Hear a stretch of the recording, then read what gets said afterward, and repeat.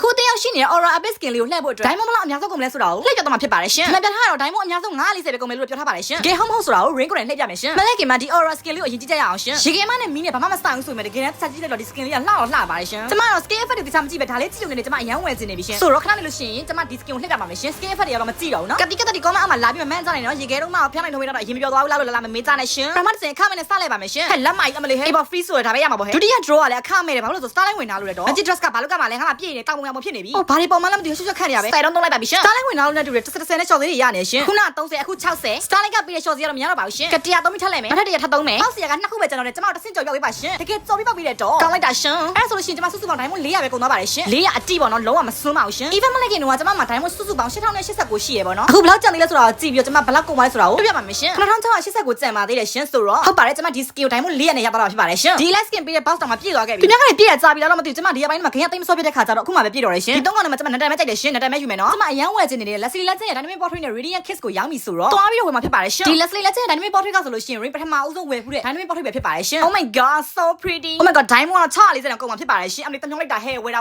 လိုချင်လို့တာဝယ်ရတာအရန်တမျောတာပဲအဲ့လောက်ကြီးကြတော့ကဲမထူးဝယ်ရမှာပဲကိုကလိုချင်နေရဆိုတော့လေကဲနောက်တစ်ခုဝယ်ဖို့ကြံသေးတယ်ရှင်အတာတော့ဒီပေါ်ပန်းနာမှာရှိတဲ့ Radiant Kiss ဆိုတဲ့ control claw effect လို့ပြောရမှာလားမသိဘူး။ဒါလေးကတန်တာပဲ200ပဲပေးရတော့ကိုလိုချင်တဲ့အရာကြီးမို့လားမသိဘူးအကုန်လုံးကလှနေရောရှင်မဝယ်ဘဲနဲ့လည်းမနေနိုင်တော့ဘူး Leslie Legend skill revan လုပ်ပေးထားပြီးဆိုတော့ profile လေးမှာတင်ထားပါအောင်မယ်ရှင် Leslie Legend ရဲ့ Dynamic Portrait နဲ့ Radiant Kiss နှစ်ခုပေါင်းရဲ့တန်ဖိုးကဆိုလို့ရှိရင်တော့640အပေါင်း200 840ကုန်သွားပါတယ်ရှင်တော်သေးရပေါ့ Dynamic Portrait က800တောင်640နဲ့ short ပေးထားလို့ကဲနောက်ကြလို့ရှိရင်တော့ဒီ Leslie Legend skill လေးနဲ့ game play လာပါမယ်ရှင်အားလုံးပဲစောင့်မျှော်ပေးစပါအောင်နော် like comment follow share နဲ့ကူညီပေးကြပါအောင်ရှင်